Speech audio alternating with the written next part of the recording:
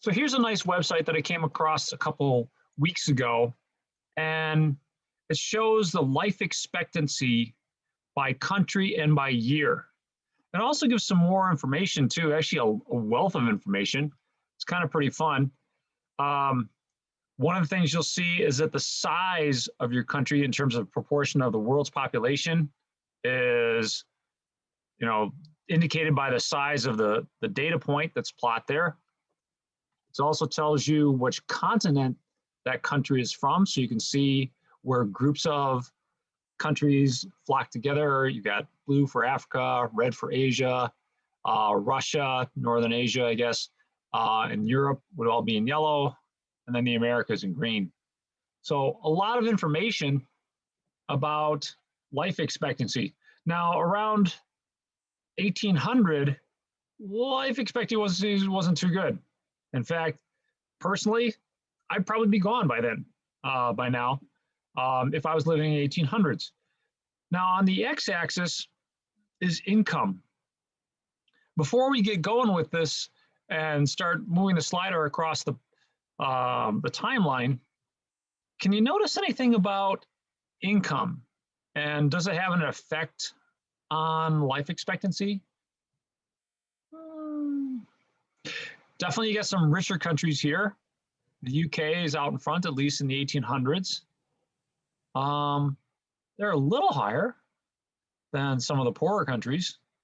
So, Solomon Islands, pretty meager income there. Let's see what happens as we press the play button. And what you're going to see is how these values change over time, how people's income changes, and how their life expectancy changes.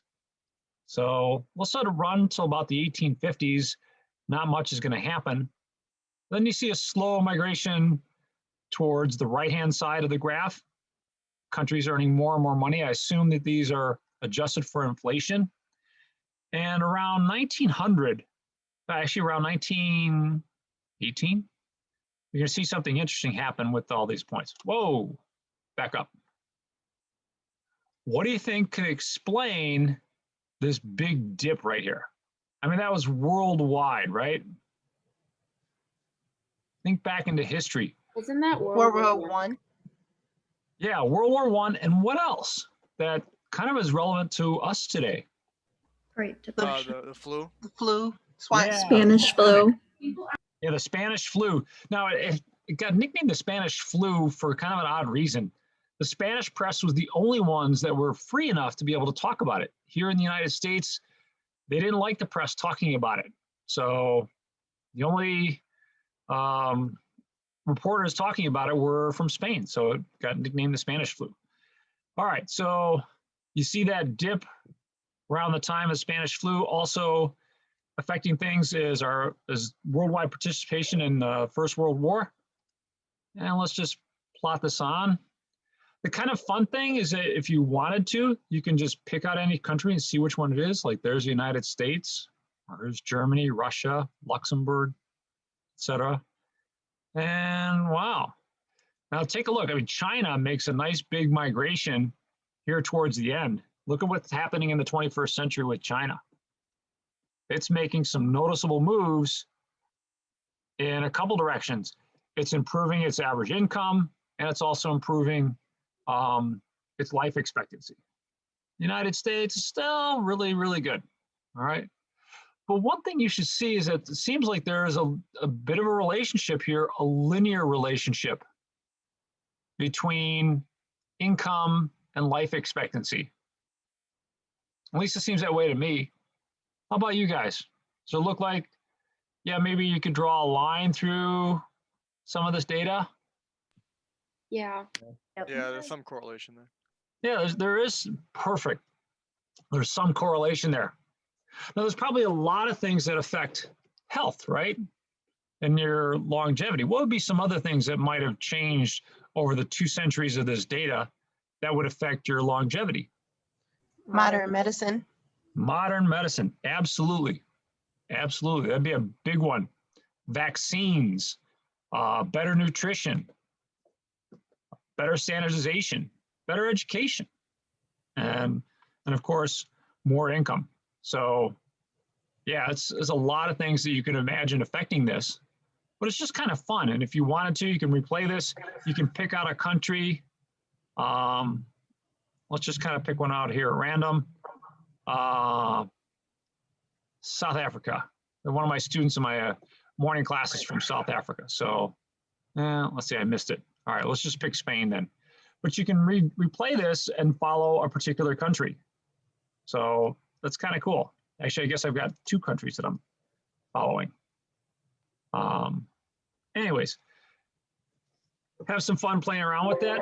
But what we're interested in is explaining the variability. There's a lot of variability in terms of life expectancy. How much of that can we explain by knowing certain variables? So we're going to look into that. That's going to really be the point of section 10.2. Now, to kind of get you up to speed on that and remind you of some things, let me see here. Let me shut this off and send you an equation in the chat. It takes you to a Desmos link.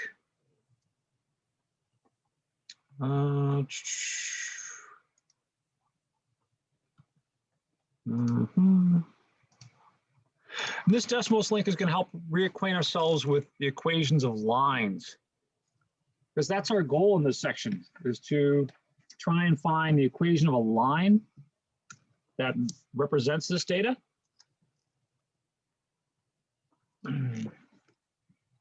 So I'm hoping that you got that link.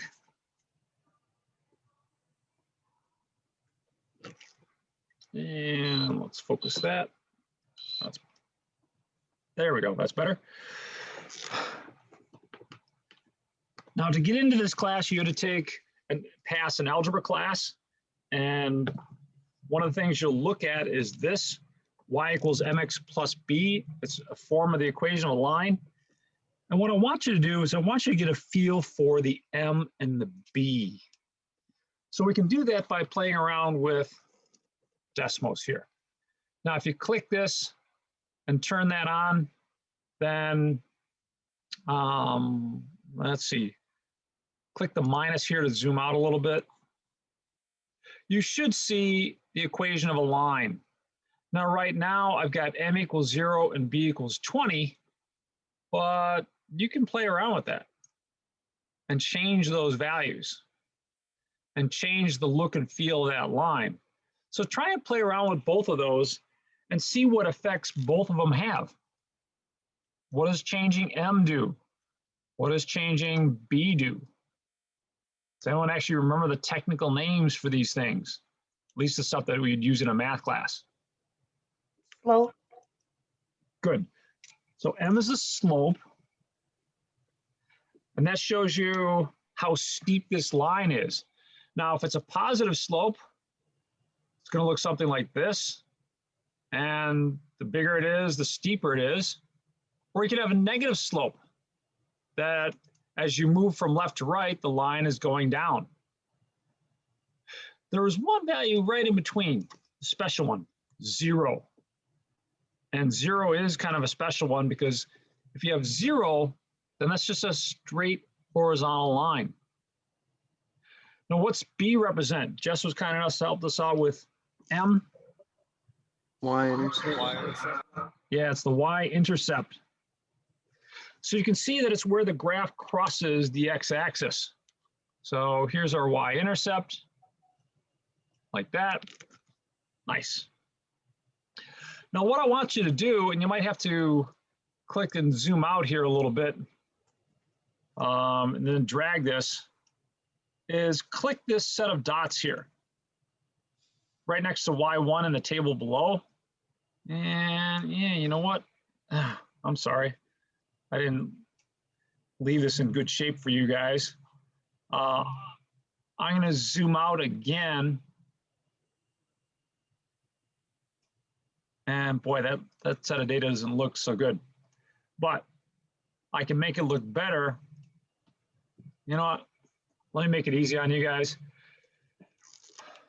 Let's adjust our window settings this way.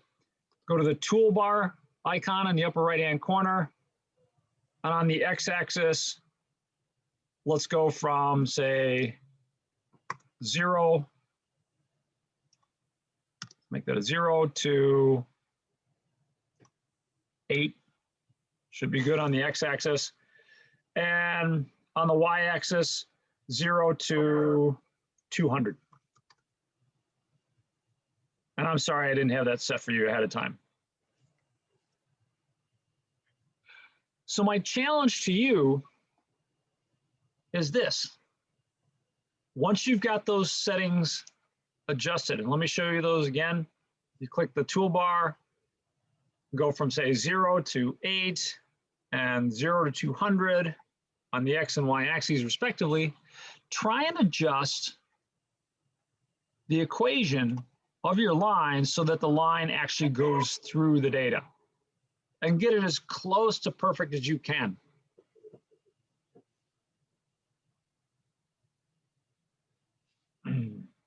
So play around. Might want to start adjusting the slope. And then adjust the y-intercept. And get something like that. It doesn't look too bad, but it could look better. And see how good you can do. What's the equation that you get? So try and get as close as possible to that data as you can. And what you're doing in kind of your own way is trying to find an equation for this. But our goal here in this section is to find what's called least squares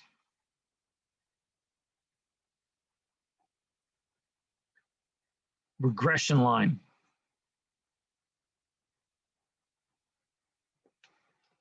That's our goal in this one. So why don't you throw in your equation into the chat? I want to see what you got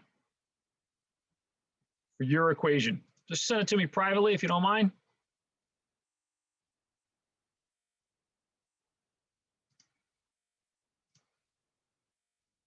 Megan, spot on, perfect.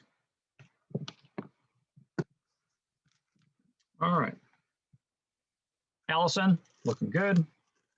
Jalal, okay, thank you. Nate, good.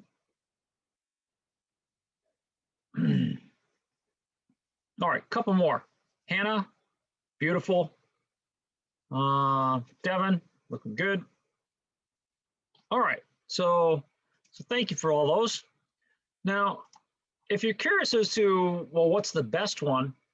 There's a lot of different ways you can determine this equation, but the least squares method is what we're going to use in our book. It's what Desmos uses. It's what our software uses. And if you want to see the actual real equation, there it is. Click this down here, and you can kind of compare it to your equation. Mine wasn't too bad. I had 33.5 and -7, but that one looks better. And the equation of that line would be y equals 31.9x plus, or actually minus 0.09. So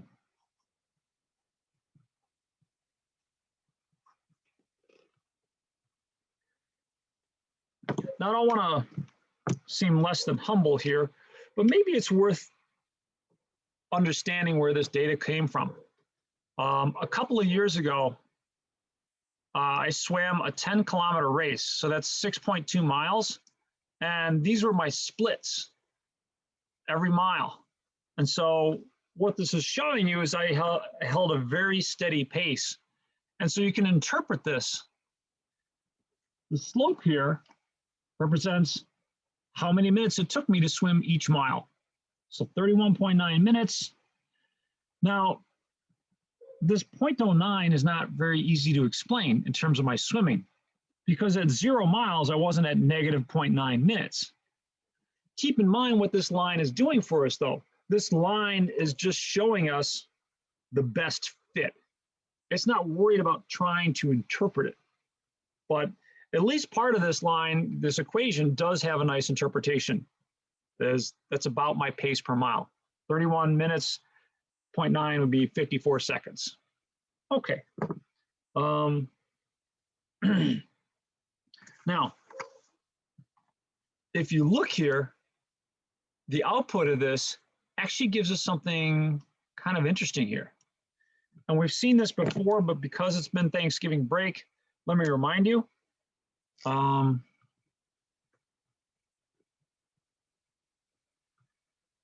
values of R were between -1 and 1. And R was the linear correlation coefficient. All right, that's a big fancy name, but what does it mean? It tells you the strength of a linear relationship. So R equals 1 is a perfect positive linear relationship. R equals -1 would be a negative linear relationship. And in this case, our data is pretty perfect. It's a perfect, or as near perfect as you're typically going to see, positive linear relationship. If you had a perfect negative linear relationship, -1, you'd have data sloping down and a line perfectly passing through that. So, all right. But we're going to need to move on a little bit because our goal is to actually find this equation and understand what it means. So we're going to need something a little bit more to work with than just that. Let's see. So that extra little something is going to be what's called R squared. And I apologize for the lengthy names here. They're not necessarily very user-friendly. This is the coefficient of determination.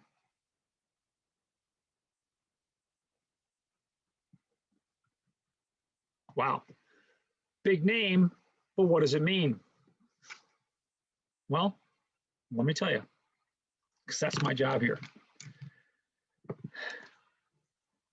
When you look at some things, when you look at data, like this data right here that we talked about earlier with the life expectancy, R squared tells you how much of that variability in the Y variable. Now, if you look here on the Y-axis, you can see life expectancies ranging from, just above 20 to somewhere in the 50s. That's a huge variation. Wow. Bangladesh, all the way up to Norway. Wow. In any case, how much of that variability can you explain by knowing what's on the x-axis? That's what the coefficient of determination is telling you. So let me write it down a little bit more formally than that. This is the percentage of variability in Y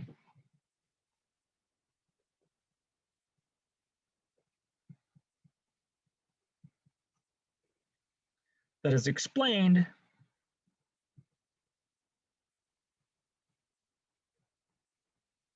by knowing the value of X.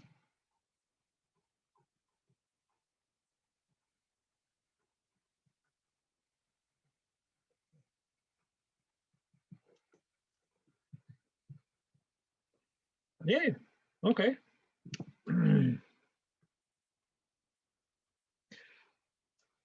To help us understand this a little bit more, let's use that other website that I sent you. And that brings us to this one. If anyone still needs that, I'll dump it again in the chat.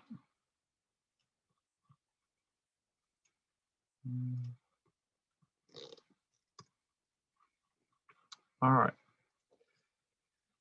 Then when you open this, should be blank. You might have something here with get started with using CODAP.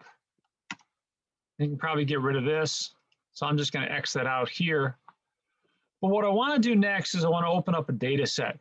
So go to this drop-down menu in the upper left-hand corner, just underneath the URL bar. Click down and then scroll down to open.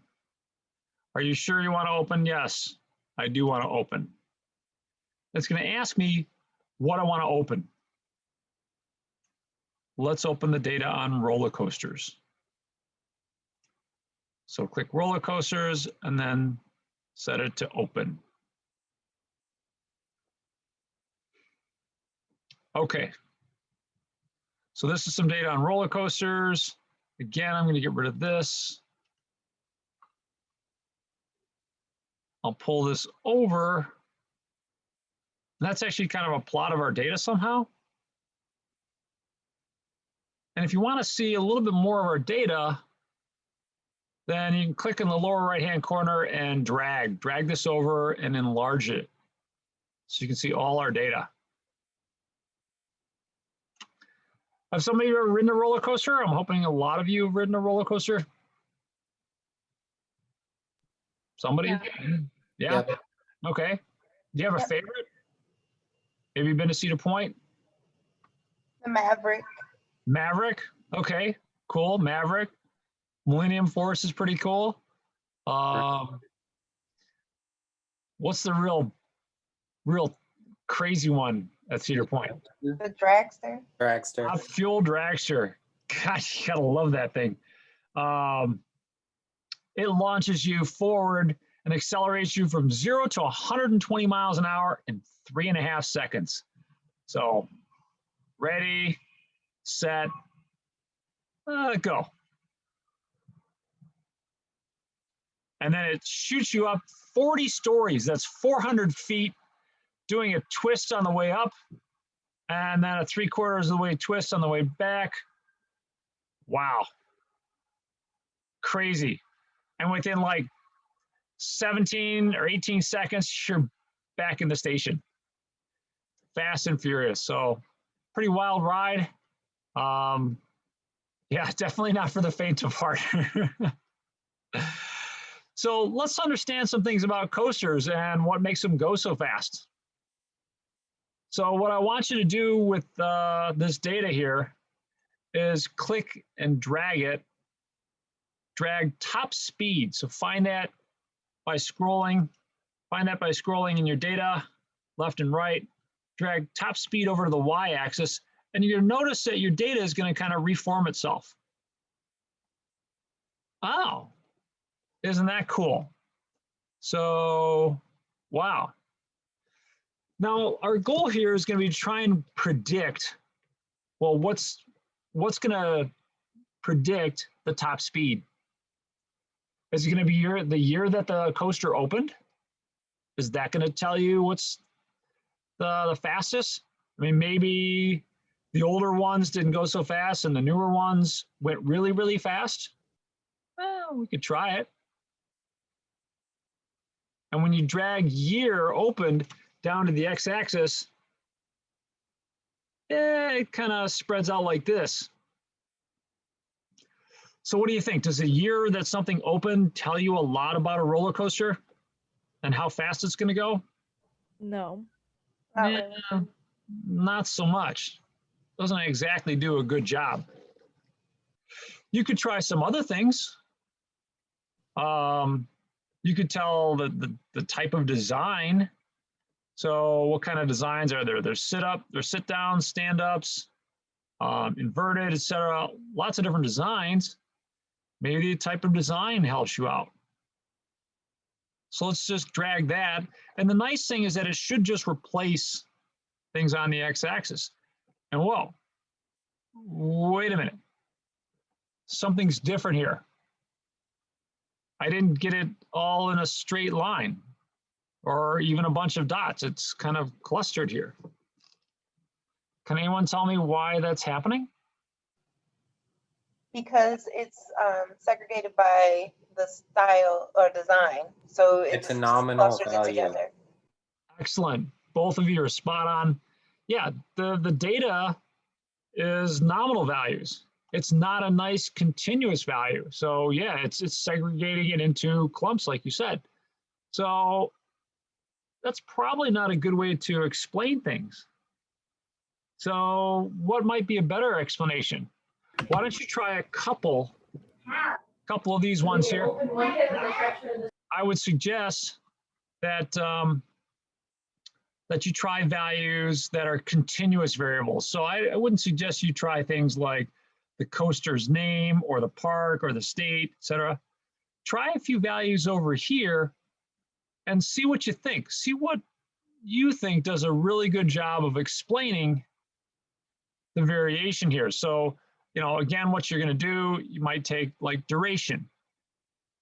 Just click that and drag it to the x-axis and see how that correlates. Does the length of the ride tell you much about how long the ride's going to last? Well, to me, it doesn't look like it, but this is going to be up to you.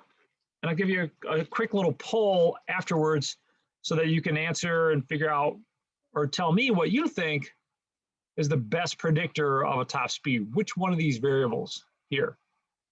Pick something to the right of top speed and check it out.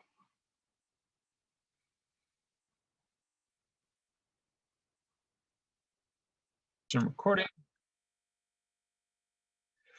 So let's see what you think. You had a few seconds there to play around with this. And let's put up a poll here. And let's see, roller coaster data. So there you go. Which X variable seems best at predicting the top speed of the roller coaster? Is it the max height? Is it the year? Is it the drop? Is it the length? Is it the time interval? So just choose one, but answer in the poll, please.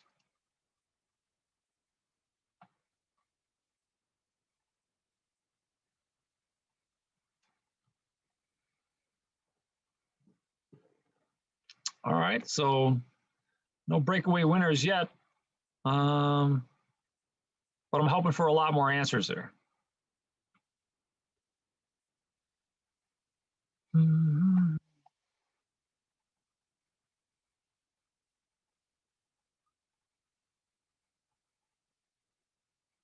Okay, a couple more seconds, get our answers in, please. And they're starting to have one that's edging out a little bit, so that's good. All right. I think we got about as many as we're going to get, so let me end the polling and share with you the results. So can you see the results? So, yeah, 44% of you thought max height, and then there's the drop, and then there's the time interval. So, all right, thank you for that. Let's take a look at those and see if we can't come up with things. So I want to look at the max height, the drop, and the duration. I'm trying to decide more objectively which we think is going to be a better explanation or better predictor of the top speed. So let's start with max height. And that looks pretty good. All that data seems clustered around a line, so that seems pretty good. Let's also check the drop. That was another fan favorite there, at least in the polls. So the drop, let's see. Somehow I got max height and drop both plugged in here. So I'm just gonna X that out and start all over. Let's see, can I get rid of this? Yeah, I'm just gonna X this out and start all over. Graph, there we go. So I'm gonna put the top speed on the Y-axis. Let's put just the drop on the X-axis. And again, that gives us a pretty good linear looking line. So the last one I want to look at was the duration, how long the coaster ride lasts. And what do you think? Is that one doing a real good job? No. No. Yeah, probably not as good. In fact, the nice thing is that we don't have to be subjective in evaluating this. Although certainly we can decide between the first two and the last one. The last one's not doing as good a job, but there's something I gave you just a little bit ago that helps us determine that. It's called the coefficient of determination. Now, if your coefficient of determination is closer to 1, then you're explaining close to 100% of all the variability in Y. And if you're down here at 0, you're not explaining anything. Now, if you're hoping for a good model, a good fit, do you want your value of R squared to be closer to 0 or to 1? 1. Yeah, 1. You want to explain most, if not all, of the variability. So you want it to be closer to 1. Now, the good thing about our data sets here and this program is that we can actually peek in on that value of R squared. If you click your graph, it should show you a little palette to the right. And when you click this ruler here, one of the options is to click least squares line. Wow. There you go. In addition to the equation that they give you, they also give you the value of R squared. And R squared here is 0.027. So basically about 2.7% of the variability in Y is explained by knowing X. That's not much. That's not good at all. Let's try the other two. Let's try the drop.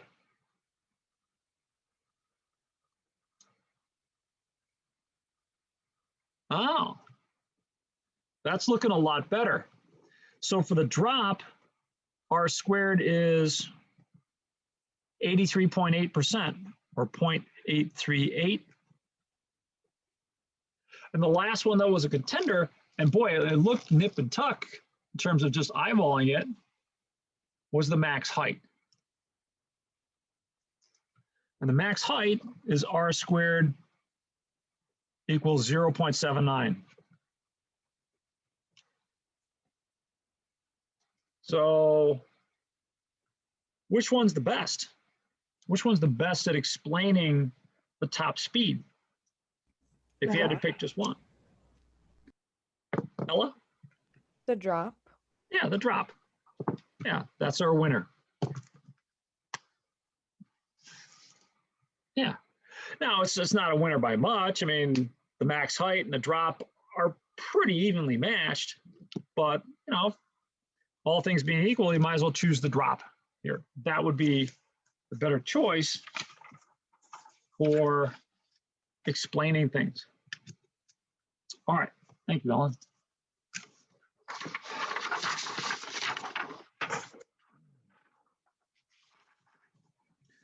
Let me do a little bit of review here. We got a final exam not too far in the future, so it doesn't hurt to review. Let's look at statistics and parameters. I guess I don't need that plural, but that's okay. We had statistics for the mean, the standard deviation, the variance, the proportion. Well, we had a lot of different ones here, didn't we? And then 2 weeks ago, we had correlation. And then today, we're going to add another one, which is our regression equation.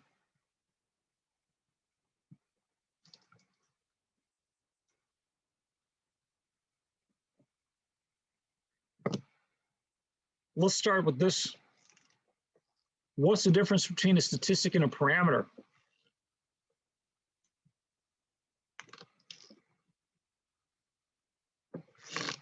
Any love on that one? Some help out there? What's the difference between these two?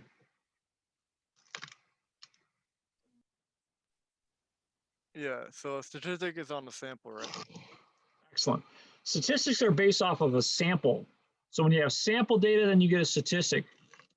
And over here, for your for your parameter, you need a census. You need to take data from everybody in your population to get a parameter. So even though we call it the census and we just finished conducting our census for 2020, it's not really a census. We've known since people started showing up for selective service that there's a lot of undercounting, particularly minorities. But let's look at the notation here. The notation for the sample mean, anyone? X bar. X bar, excellent, good deal. And now over here is where you learn all your Greek letters. U. How about the standard deviation? What's our sample standard deviation denoted with? S. S. And the parameter is? Sigma. Yeah, sigma, well done. Now, if you know the standard deviation, you should be able to get the variance. There's a nice relationship here. And I caught up with the grading over our break here. And a lot of people on that Google Sheets assignment got the variance and then did something else to get the standard deviation. I have no idea what, because you just didn't take the square root of that. That's all you had to do. Likewise over here, the standard deviation and variance in terms of your parameters also have that relationship. For population or for sample proportions, it was p hat. And then over here, it's just p, which is almost regrettable because, I don't know, we use p for p values, and to have another p and p hat floating around is just too much. Do you remember the value that I used for correlation? R. R. And then over here, kind of a script R, at least in Greek, rho. So all this should be review. The new stuff is your regression equation. And that's going to look like this. Y hat, same thing as we have up here, equals B1x plus B sub 0. So it's just a linear equation. And the Y hat stands for your predicted value.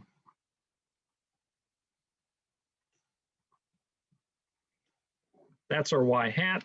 It's going to be based off the value of X in this equation. For the parameter, it's just going to be a Y. And again, we're going to resort to Greek letters. Beta 1x plus beta 0. And Y is now your actual value. We don't know really what Y is, so we collect sample data and we try and get our best estimate of this equation.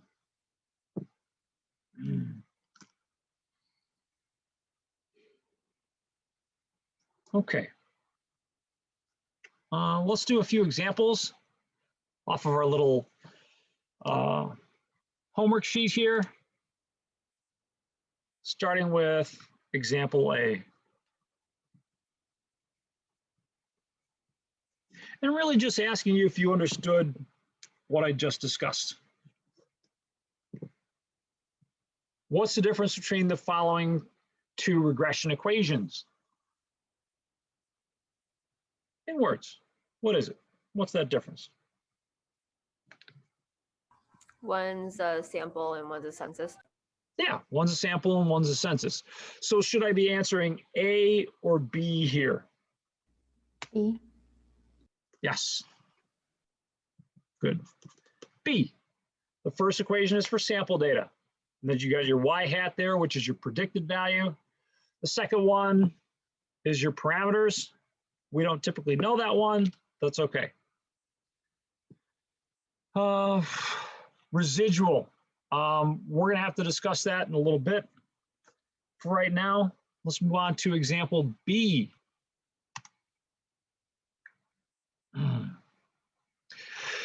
different hotels in a certain area are randomly selected and their ratings and prices were obtained online. Using technology with X representing the ratings and Y representing the price, we find that the regression equation has a slope of 130 and a y-intercept of negative 365. Seems like somehow or another this got moved. Let me just highlight it there and here. What is the equation of the regression line? Select the correct choice below and fill in the answer boxes to complete your choice. So, all right, let's write down two relevant things here for example B. The two things we need to know are the slope was 130 and the y-intercept was negative 365. Now, our equation is going to look like this. You know, it's going to have our general linear equations, at least the way I write them, have that form, y equals mx plus b. So we know the slope, that's our m, that's your y-intercept. You could write the equation. But when we're writing it in a statistics problem like this, we got to do it a special way. And only one of those four is the correct way. Now, I claim that you can eliminate two of those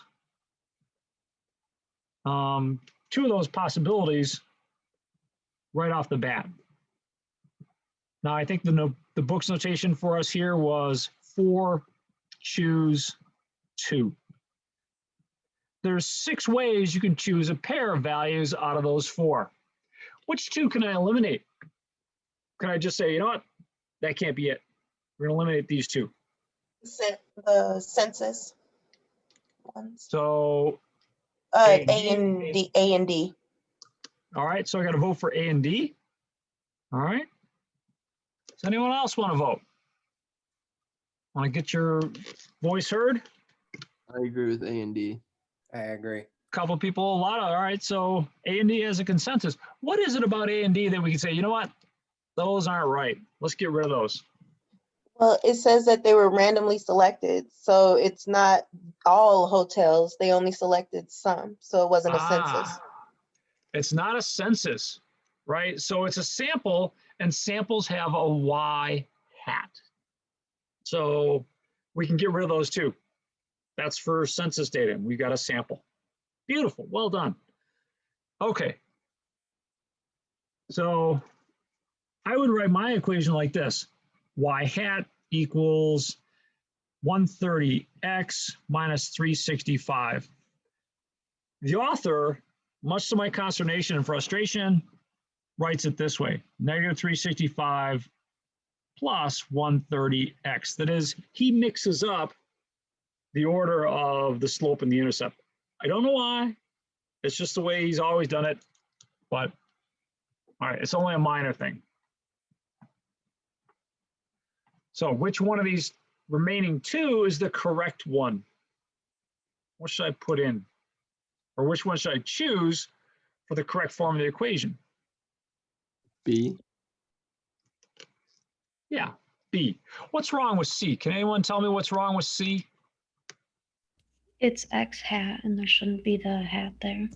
Exactly. Thank you, Sarah. So it's X hat, and there shouldn't be an X hat there. There is no such thing as X hat, only Y hat. So well done. Well done. The correct answer is B. The answer is B. Nice.